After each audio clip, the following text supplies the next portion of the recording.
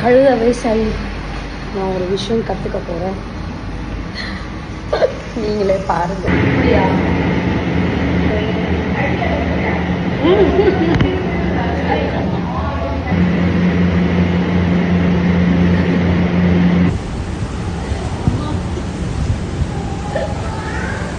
வாடி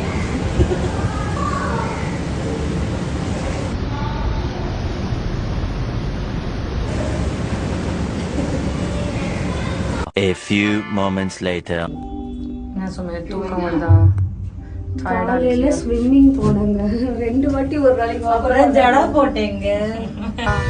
எனக்கு ஸ்னேகா மேம் ரொம்ப ரொம்ப பிடிக்கும். And I adore her for the dressing. நீங்க போட மாட்டீங்களா கிரீன்?